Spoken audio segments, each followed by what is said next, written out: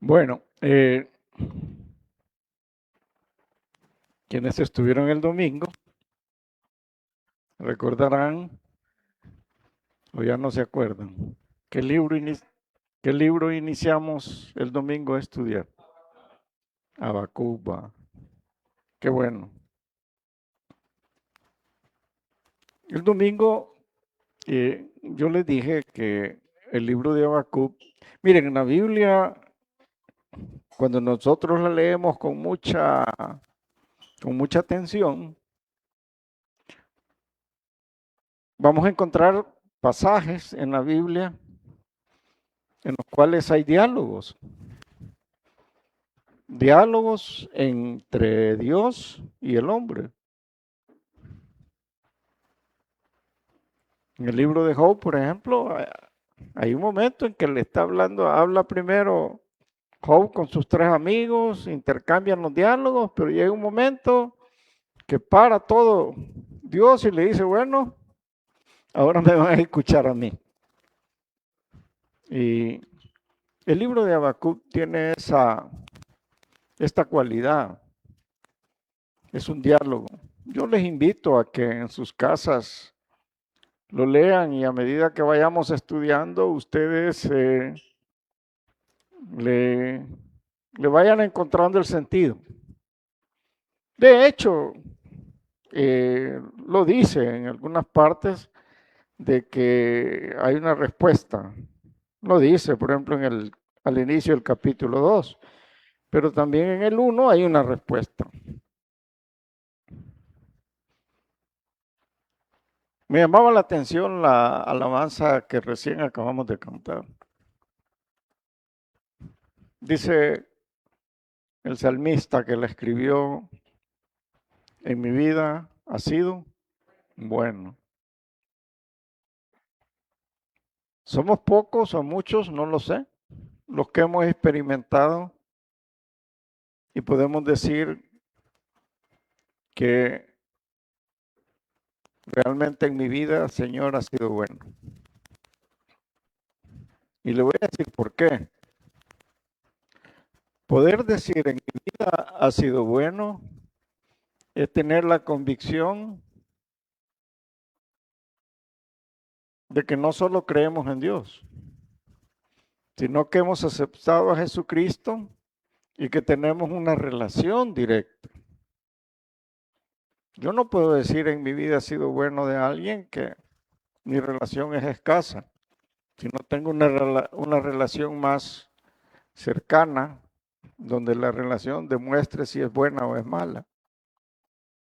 Y yo le aseguro que muchos de los que están acá no pueden decir lo mismo. No pueden decir, en mi vida Dios ha sido bueno. Porque están viviendo la vida, la están viviendo ahí va como va. Pero no están experimentando una relación directa con Dios. Son dos cosas diferentes. Dirá usted, pastor, ¿y usted de qué está hablando? De tener una relación con Dios. Si usted no la tiene, busque tener esa relación con Dios para que pueda decir con certeza, yo sé que el Señor es bueno conmigo. Mientras no puede decirlo. Usted va a ir por la vida, recibiendo cosas buenas y no buenas, pero ahí va. Habacuc tenía una relación directa con Dios. De hecho, en el primer estudio que vimos, se llamaba Buscando Respuestas. Y lo vimos del versículo 1, del capítulo 1, versículo 1 al versículo 4. Buscando respuestas. De hecho, Habacuc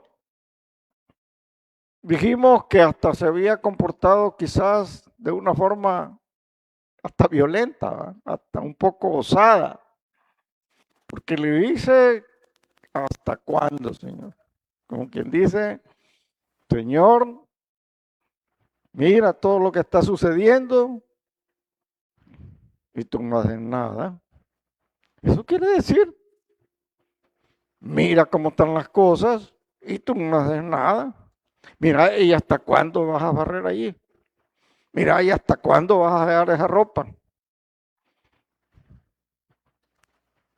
¿Y hasta cuándo vas a venir temprano?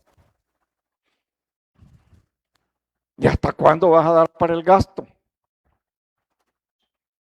¿Y hasta cuándo te vas a comportar bien? ¿No le parece que es un reclamo cuando lo hacemos? Ahora, esto implica también confianza, porque eso no lo hacemos con cualquiera. Yo no le puedo decir a alguien que no conozco, ni siquiera porque son parte de la congregación, yo voy a bajar y le voy a decir a alguno de ustedes, bueno, ¿y usted hasta cuándo va a venir temprano? Pues siempre viene tarde, aunque viene tarde, pero no puedo llegar y decirle hasta cuándo. No tengo esa confiancita, ¿verdad? Me van a apedrear ustedes, man. Lo puedo hacer desde el púlpito, como una exhortación en general, que si ya lo notaron, ya lo hice. Pero es una forma un poco diferente. Pero Habacuc tenía una relación directa con Dios. Y Habacuc llega angustiado y le dice, Señor, ¿hasta cuándo? Por eso titulamos El estudiante de Dios va buscando respuestas. Pues hoy el estudio se llama Respuestas Incomprensibles. ¿Que por qué se llama Respuestas Incomprensibles? Porque Dios le respondió. Y aquí va la otra parte del diálogo, porque después, si ustedes leen minuciosamente, van a encontrar que Habacuc también le responde y no le responde otra vez igual, le sale un poco con la espada desenvainada. Pero esa es parte del estudio del libro de Habacuc. Vayan conmigo a Habacuc capítulo 1, versículo 5, del 5 al 11, y se ponen de pie a medida que encuentren la cita para mayor reverencia de la palabra. Y para que se vayan estirando, no se me empiecen a dormir, ¿verdad? Porque algunos ya estaban agarrando puesto, que ya vayan poniendo más atención. Y dice la Escritura en el capítulo 1, versículo 5, y esta es la respuesta del Señor. Mirad entre las naciones y ved y asombraos, porque haré una obra en vuestros días que aún se os contaré, no la creeréis. Porque he aquí, yo levanto a los caldeos, nación cruel y presurosa, que camina por la anchura de la tierra para poseer las moradas ajenas. Formidable es y terrible. De ella misma procede su justicia y su dignidad. Sus caballos serán más ligeros que leopardos y más feroces que lobos nocturnos. Y sus jinetes se multiplicarán. Vendrán de lejos sus jinetes y volarán como águilas que se apresuran a devorar. Toda ella vendrá a la presa. El terror va delante de ella y recogerá cautivos como arena. Escarnecerá a los reyes de los príncipes, hará burla. Se reirá de toda fortaleza y levantará terraplén y la tomará. Luego pasará como el huracán y ofenderá, atribuyendo su fuerza a su Dios. Hasta ahí leemos y oramos. Padre, te damos gracias por tu palabra, Señor. Sé tú quien nos ayuda a interpretarla. Sé tú quien nos ayuda a entender el mensaje. y que si hay algo que debemos aprender en esta noche, que sea tu Espíritu Santo quien hable directamente a nuestras vidas. En el nombre de Cristo Jesús lo pedimos, amén y amén.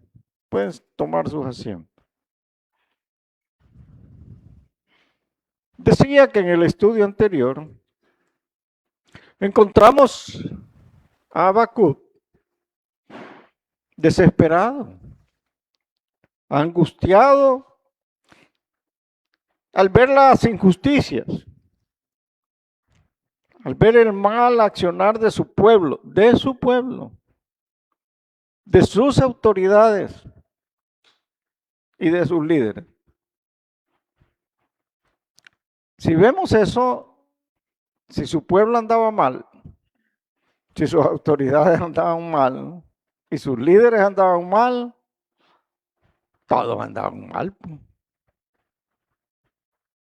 Y es que cuando los líderes andan mal, cuando las autoridades andan mal, provocan que los demás también anden mal. Se convierte en una anarquía y cada quien hace lo que mejor le parece. Pero el profeta estaba viendo. Es que el problema es que cuando en una sociedad las cosas se dan de esa manera, reina la injusticia.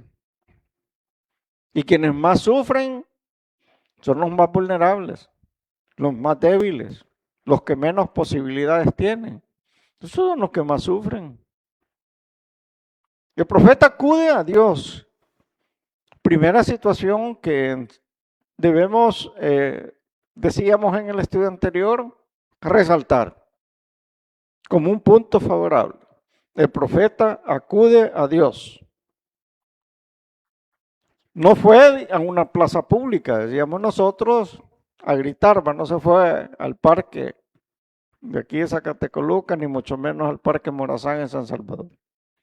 No fue a sus vecinos ni al resto de profetas, sino que fue directamente a Dios. Y la forma en que le habló era buscando que Dios tomara una acción directa contra lo que él estaba viviendo y que le parecía que no era lo correcto. Yo creo que casi le faltó decir, como aquellos apóstoles que vinieron frustrados porque el Señor Jesús los mandó a predicar y las personas a donde llegaron a predicar, le cerraron la puerta y llegaron pidiendo que mandara fuego, ¿no? Que le caiga un rayo de una vez, Señor. Imagínense, ¿no?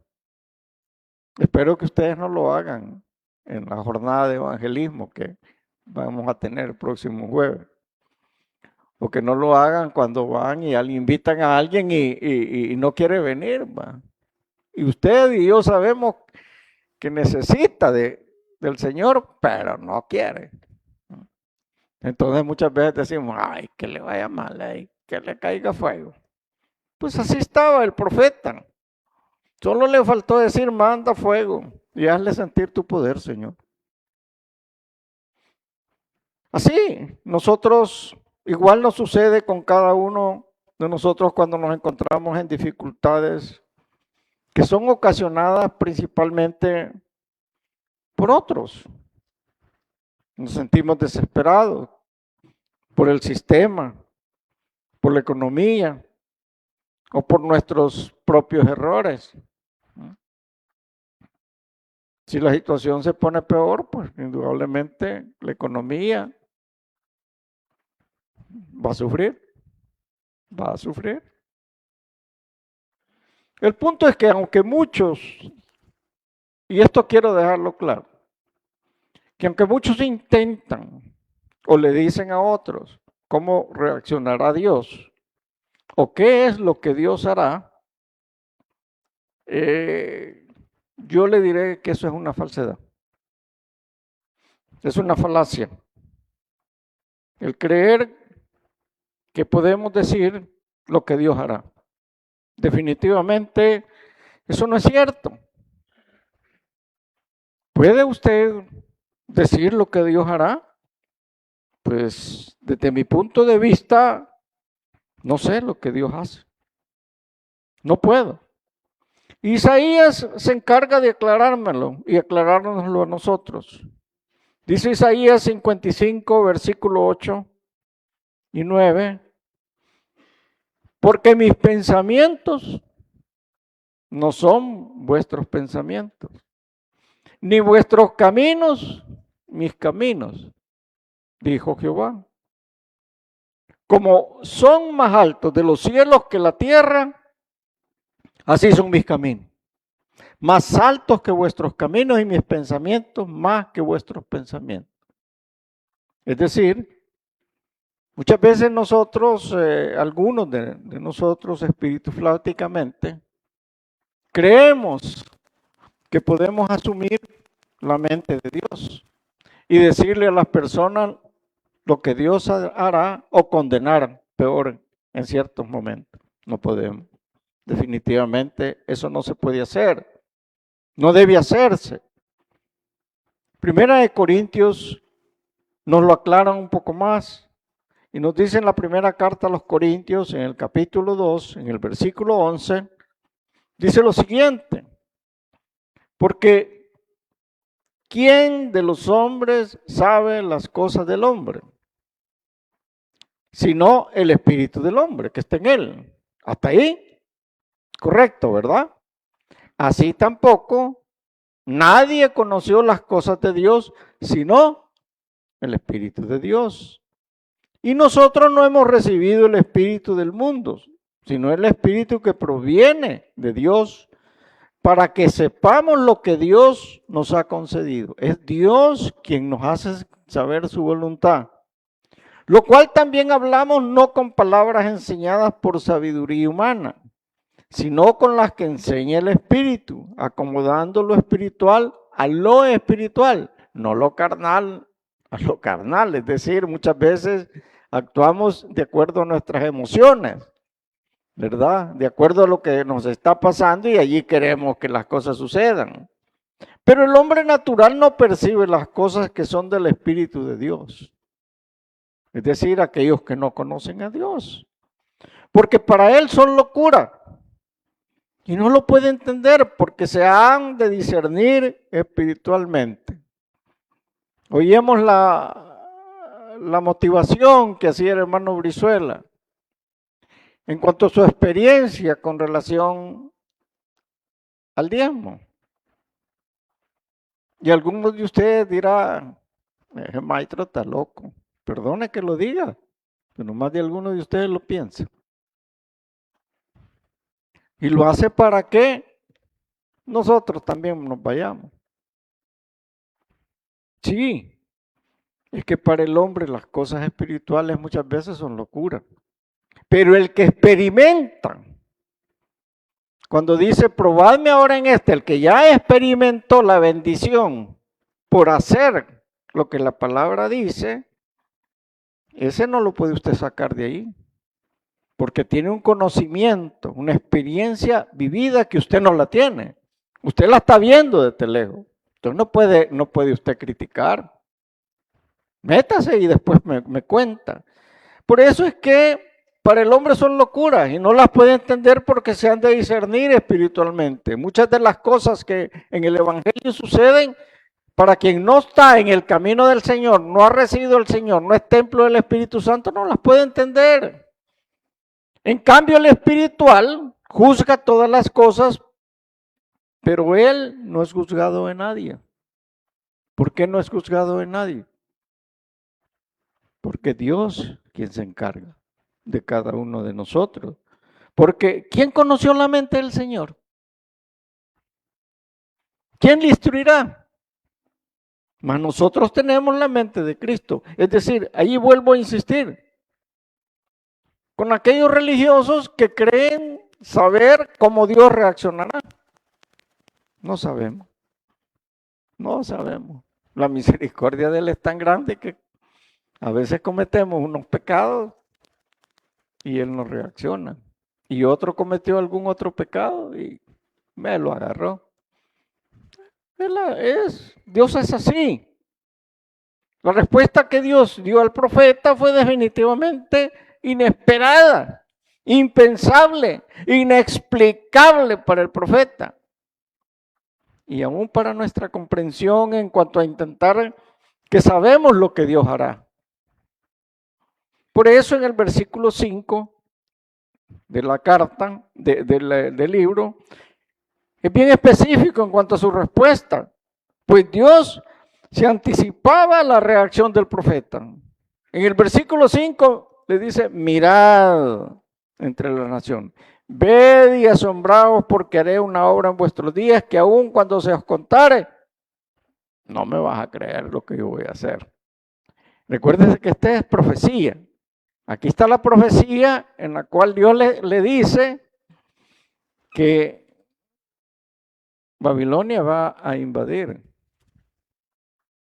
al pueblo de Israel. La respuesta de los versículos 6 al 11 es la que la detalla. Y allí le detalla cómo esa nación, los caldeos, que son los babilonios, nación cruel y presurosa, cómo es que ellos van a dominar al pueblo de Israel, al reino de Judá. Ahí está. Ahí se lo detalla. ¿Por qué? Porque ellos iban a ser los instrumentos que Dios usaría para castigar a ese pueblo rebelde, injusto, pagano e idólatra que no quería volverse a él. Los babilonios serían usados como instrumentos para castigar a ese pueblo rebelde. Los babilonios. Dios permitiría que ese imperio lo castigara. No lo iba a hacer de manera directa, no iba a reaccionar, no iba a bajar, iba a hacerlo. Sino que a ese imperio le estaba permitiendo como un instrumento. Ya le voy a explicar algunos ejemplos. Dios había enviado profetas para advertirles acerca de su comportamiento y de su falta de fidelidad. Ya había muchos profetas que se los habían anunciado lo que les venía por su rebeldía, pero ellos habían rechazado a sus mensajeros y el mensaje. Y ahora pronto les vendría el castigo, lo cual sucedió. Y repito, no fue de manera directa, sino a través de los caldeos como instrumentos de la justicia de Dios.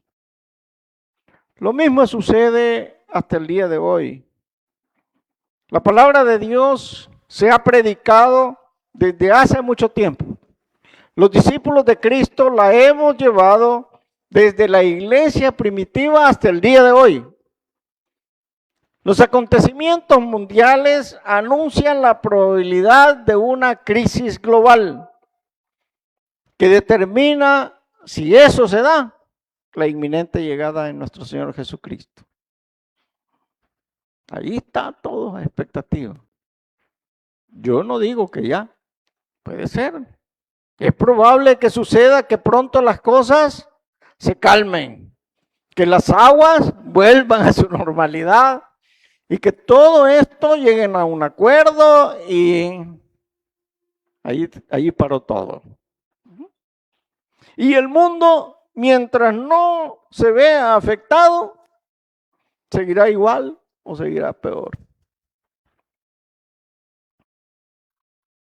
Los fines de semana, las personas en este país andan igual. En el mar. El día de ayer, los bares llenos, viendo perder al Barcelona, los que son del Barcelona. Y mire qué tristeza, unos niños ahí en una banca, llorando, fíjate. Llorando porque perdió el equipo eso. Imagínate. Ese es el futuro. Hoy fue lo mismo. Allá estaban otros en otros bares. Llenos los bares, perdonen, llenos. No hay parqueo. Usted pasa enfrente de allí y no hay a dónde parquearse, están llenos. Seguimos la vida igual. Pero se quejan por los 26 centavos de dólar del galón de gasolina. pero no se tocan el bolsillo ni la mano a la bolsa para tomarse 20 cervezas. ¿Ven cómo estamos? Y usted va a ir a los lugares en el fin de semana, van a estar llenos, y no solo en este país, en todo el mundo, mientras no estén afectados directamente por la guerra.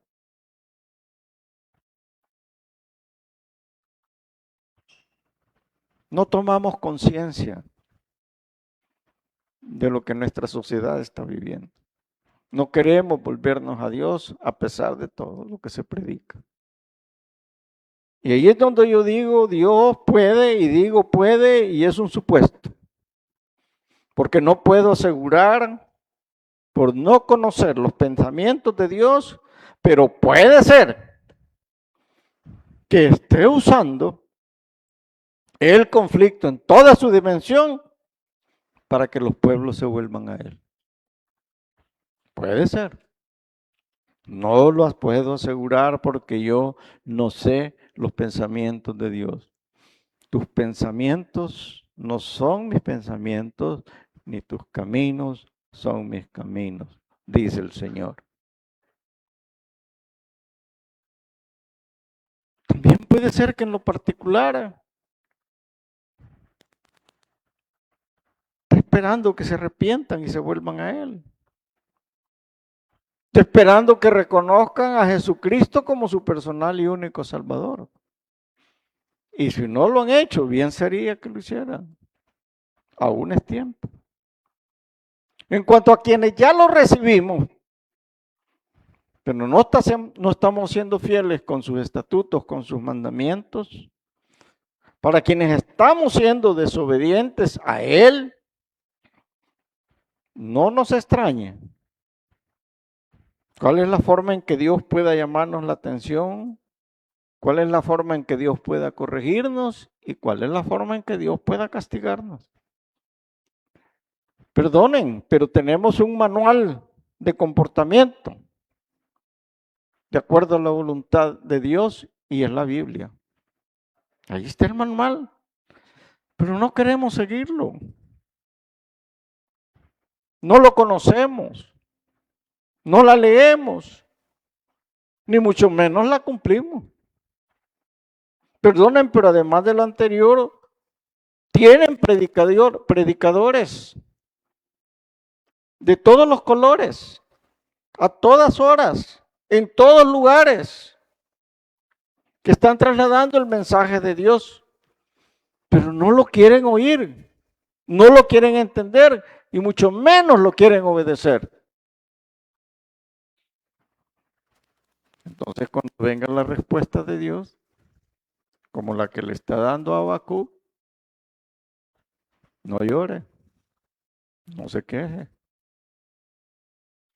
De acuerdo a cómo Dios castigó a Israel y a Judá por medio de asirios, babilonios, egipcios, griegos, romanos y otros, puedo deducir lo siguiente. Dios permite que muchas cosas puedan suceder. Dios permite que pueda suceder una guerra de altas dimensiones. Dios permite que puedan suceder catástrofes naturales. Los terremotos. Ya tenemos más de 20 años de no tener un buen zamaquión. Y cuando eso sucede y la desgracia llega a los hogares, y digo nuevamente a los más vulnerables, pero muchas veces los más vulnerables también son los más rebeldes. No quieren oír del Señor. Pero cuando viene una catástrofe natural o una guerra, nomás empieza a temblar y empezamos a decir, Dios mío, Dios mío. ¿No es cierto? Eso sucede. Un accidente de tránsito, hermano, el cual nos saca de circulación, evitando que sigamos desviándonos de nuestro hogar. Puede suceder un accidente de tránsito, Dios permite que suceda. Usted anda chueco, es la verdad. Y le sucede un accidente de tránsito, usted no tuvo la culpa. Fue un bolo que iba en el carro y lo atropelló o le pegó a su vehículo. Y usted trata de excusarse en eso. Pero si se analiza, usted es el que anda mal. Con ustedes, el bolo solo fue un instrumento para que eso sucediera. Y les recuerdo la historia del hermano de nuestro pastor general. Si usted platica con él anda feliz en su silla de ruedas. Mira apenas con un ojo y no sé qué porcentaje. Y sabe cuando se le pregunta, ¿cómo está? ¿Y por qué? Él dice, Dios sabe a las fieras que amarra, dice. Él es feliz en su silla de ruedas. Y tiene años, más de 20 años de andar ahí. Y dice que él prefiere estar en la silla de ruedas que volver a caminar y recuperar todas sus facultades. Porque él sabe que con todas sus facultades y toda la condición física que él se manejaba, fue la que provocó que sucediera ese accidente. Él era un deportista de primer nivel. Estaba a punto de jugar ya en la Liga Mayor, en la Alianza, como portero. Y quedó parapléjico para toda su vida. Pero si usted le pregunta a él, le va a decir que prefiere estar así. Dios actuó permitiendo que eso sucediera. Una enfermedad permanente puede venir. Usted anda mal. Una enfermedad que evita que usted se siga envenenando. Y ya me entiende. Que se siga contaminando.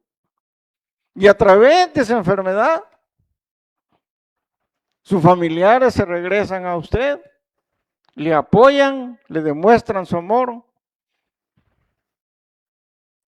Y usted empieza a conocer cómo Dios puede actuar.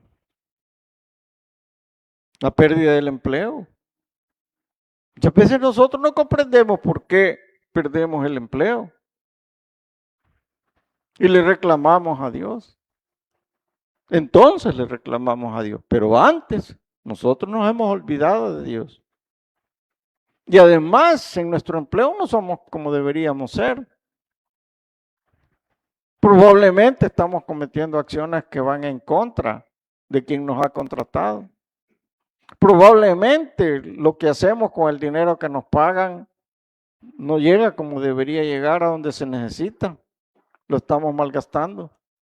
Y entonces Dios como instrumento ocupa ese patrono y nos da corte. Es una realidad. Podemos llegar a ser estafados en un momento de la historia. Para mostrarnos Dios que la codicia nos va a terminar condenando por tener amor al dinero. Amamos el dinero, queremos tener dinero, ansiamos tener dinero. ¿Para qué? Le pregunto. ¿Para qué? Si es para malgastarlo, si es para nuestro deleite, como decía Santiago, que pedimos mal porque pedimos para nuestro estómago. Dice un hermano que testifica que él tenía todas las facilidades, que a él se le facilitaba todo, dinero, carros, y le agrega ahí casas y mujeres. Y lo perdió todo. Pero usted lo oye hablar y le ve y le dice, ahora soy feliz. Aquí con ustedes soy feliz. Aquí volví a encontrar la paz que tanto necesitaba. Ahora soy feliz. No tengo nada, pero soy feliz. He vuelto a encontrar la paz del Señor en mi corazón. ¿Qué le parece? ¿Verdad que es contradictorio? Me dirá, es locura, la locura del Evangelio. Pero es una realidad. Muchos testifican de las cosas malas que les sucedieron y que si no fuera por ellas, no entenderían qué es lo que está pasando. No hubieran regresado a los pies de Cristo o no le hubieran conocido por primera vez. ¿Qué fue lo que Dios usó como instrumento? Bueno, usó la adversidad. A través de la adversidad, Dios hizo que usted recapacitara. O a través de la adversidad, Dios puede hacer que usted recapacite. Probablemente a usted no le ha sucedido nada y ahí está tranquilo. Dios tiene un plan fabuloso para usted, pero no quiere entender. Sí, es cierto, viene, escucha palabra de Dios y todo, pero después de aquí, bien, gracias. Y su vida particular va en contra total de lo que Dios quiere que sea su vida. Bueno, puede ser que Dios use la adversidad, un accidente, una enfermedad, la pérdida del empleo, un estafador o yo qué sé yo. Ahora bien, si estás pasando por alguna adversidad, que puede ser, no, aquí caras vemos, corazones no sabemos. Es probable que Dios está tratando contigo. Es probable que Dios quiere hacerte fuerte o enseñarte algo para luego bendecirte. Esa es una realidad. Si estás pasando por una adversidad, es tiempo que te vuelvas a Dios y que te decidas de una sola vez a seguirle, pero como Dios manda, a estar tomado de su mano. El caso de José el soñador. Dios usó a sus hermanos para hacerle madurar. Cuando nosotros leemos la historia, vemos que había cierto grado de inmadurez de parte de José. Él usaba una túnica especial que su padre le había mandado hacer. Era el niño bonito de él porque él había nacido de la segunda esposa que más amaba. Entonces él era el niño privilegiado. Iba y cuando regresaba les ponía el dedo a sus hermanos. Y de además les decía muchas cosas que al final fueron ciertas, pero que no fueron. Entonces, Dios usó a sus hermanos para que madurara. Dios usó a la esposa de Potifar para hacerlo crecer, para que entendiera lo que es la fidelidad, el respeto. Dios usó la cárcel en José para que comprendiera lo que es la libertad. ¿Está entendiendo por qué Dios actúa de esas maneras? Dios permitió que sus hermanos llegaran en la condición que llegaran para que tuvieran la capacidad de perdonar. Es que Dios es así, es perfecto. Eso es lo que nosotros debemos entender. Y por último, José reconoce todo lo que le ha sucedido, lo resume en Génesis 50:20. Cuando José dice, vosotros pensasteis mal contra mí, mas Dios lo encaminó a bien para hacer lo que vemos hoy, para mantener en vida a mucho pueblo. ¿Cuándo lo entendió José? ¿Cuándo creen que lo entendió? ¿Cuando estaba en la cisterna? ¿Cuando iba amarrado como esclavo? ¿Cuando la mujer de Potifar lo difamó? ¿Cuando estaba en la cárcel? Lo entendió cuando muchas cosas habían pasado y había tenido él la capacidad de perdonar. Es algo importante. Aprendamos también a perdonar como Dios nos ha perdonado a nosotros. No sé cuántas cosas nos ha perdonado. ¿Sabe alguien cuáles son los planes de Dios? ¿O cómo reaccionará Dios? ¿O qué hará Dios? Lo que sí es cierto es que todo lo que viene de Dios siempre será para nuestro bien. Si nuestra voluntad finalmente se rinde a Él y le obedecemos. Ahí está todo. Todo lo anterior se resume en una sola frase. Lo que Dios hace se resume en una sola frase. ¿Alguien se atrevería a decirlo?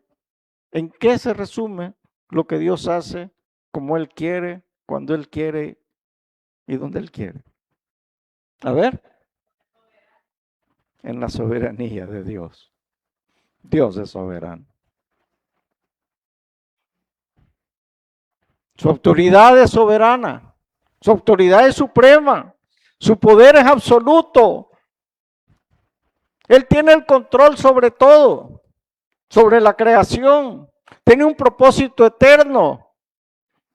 Y ese propósito es que haya salvación para su creación, que el hombre no se condene. Eso es lo que Dios, el propósito principal, evitar la condenación del hombre. Y por eso retarda la venida de Cristo. Eso es todo. ¿Y la condenación qué es? Esto último es consecuencia del rechazo, hermano. El rechazo y falta de credibilidad de lo que Él nos ha enseñado, de lo que Él nos ha revelado a través de su Hijo Jesucristo, a través de su palabra. Cuando nosotros nos resistimos, pues la condenación ahí está. Pero Dios no quiere eso. Dios quiere salvación y vida eterna. Pero quien ha rechazado a Jesucristo, dice Juan, en el capítulo 3, ya ha sido condenado. No sé usted. Dios no es indiferente al guardar silencio, hermano. El silencio de Dios no es indiferencia. Él escucha y responde de diferentes maneras, eso sí. Y muchas veces no va de acuerdo a nuestras expectativas. Porque muchas veces nosotros quisiéramos que respondiera de otra forma, como le sucedió a Habacuc. Él no esperaba esta respuesta. Él no esperaba lo que le dijo. Dios no está limitado a ninguna fuerza externa, hermano. No está sujeto a ninguna autoridad superior, porque Él es la autoridad superior. Es sabio, es santo y es justo. Su dominio es universal sobre toda la creación. Veamos qué dice Proverbios 16 del 1 al 5. Miren lo que dice Proverbios 16 del 1 al 5. Yo se lo leo. Dice la Escritura, del hombre son las disposiciones del corazón.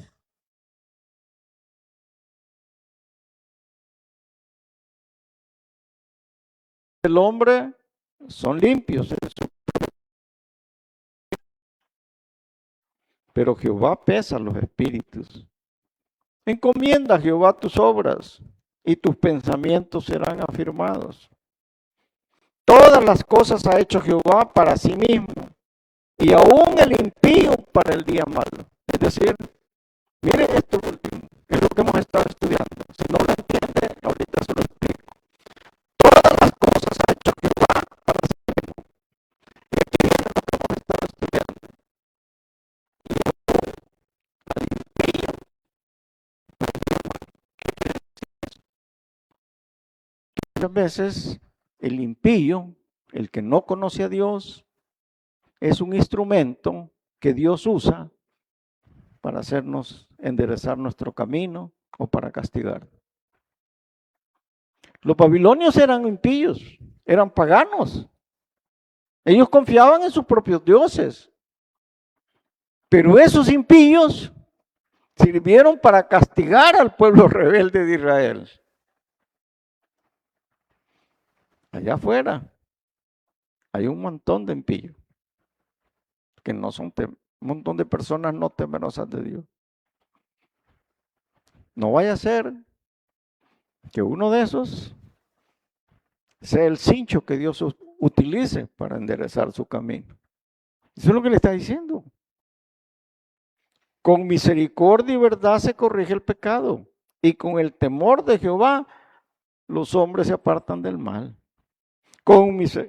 Cuando los caminos del hombre son agradables a Jehová, aún a sus enemigos hace estar en paz con él. Es decir, nos da gracia. Las personas quieren estar con nosotros. No son creyentes. No han creído en Cristo. Pero no, hombre, ahí con el hermano, ahí se pasa bien galán. El hermano no es malcriado, no es maleducado, nos da consejos. ¿No es cierto? Y si necesitamos oración, vamos donde Él, aunque no hayan recibido a Cristo Jesús. Qué bueno, ¿va? Cuando podemos hacer eso nosotros. En Romanos 8:28, ya para cerrar, porque ya los veo bien cansados ya. Romanos 8:28 dice lo siguiente. Y sabemos que los que aman a Dios, esto me gusta, ¿verdad? Que a este sí les gusta. Este está bonito, dice. Y sabemos que los que aman a Dios, todas las cosas les ayudan a bien. Esto es a los que conforme a su propósito son llamados. Esto define muy bien todo lo que hoy hemos estudiado. Porque muchas cosas que nos suceden, podemos llegar a creer que son para mal. Pero dentro de la soberanía de Dios, siempre hay algo para bien. Pero para los que amamos y obedecemos y servimos a Dios. Amén. Vamos a orar. Padre, te damos gracias, Señor, por lo bueno que eres, por tu misericordia, Señor. Porque grande es tu amor para cada uno de nosotros. Señor, creo que el mensaje ha sido claro y que si algo nos sucede es porque tú lo permites. Y que muchas veces, puede ser hoy, que alguno de nosotros no ande de acuerdo a tu voluntad. Que alguno de nosotros no solo esté en pecado, sino que esté practicando el pecado. Que alguno de nosotros no sea fiel a nuestra esposa o esposo.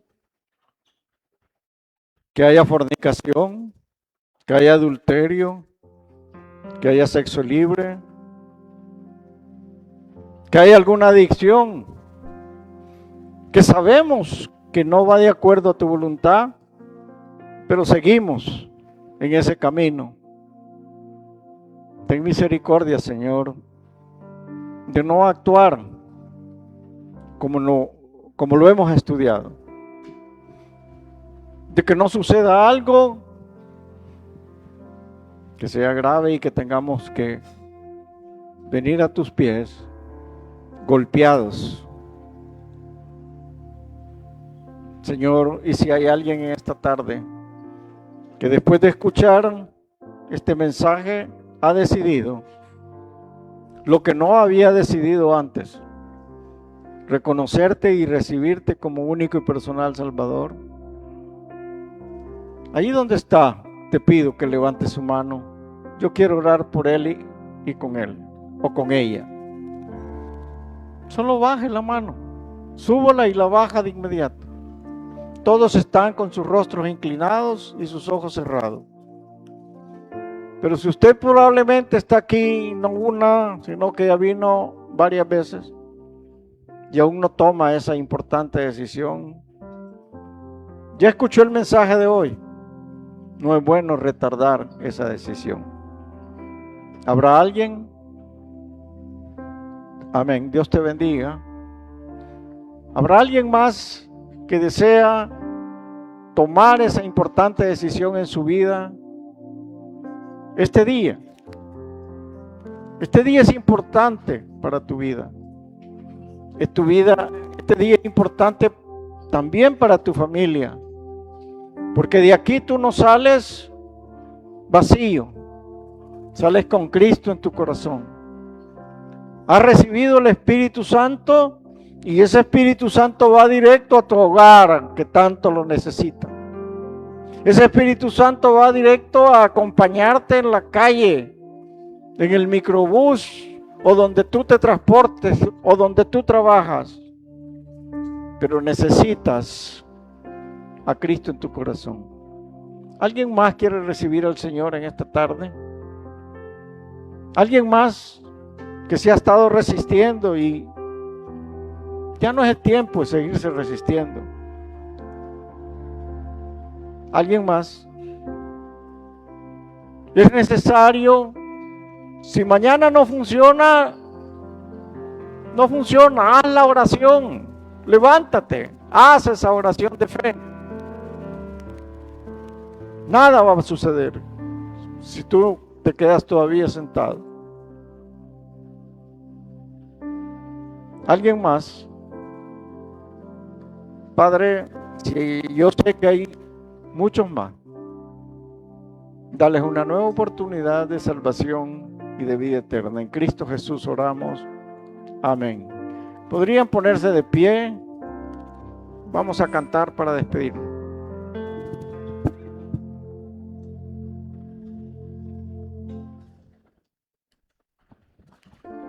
Vamos a alabar al Señor con esta alabanza al que me ciñe de poder. Vamos con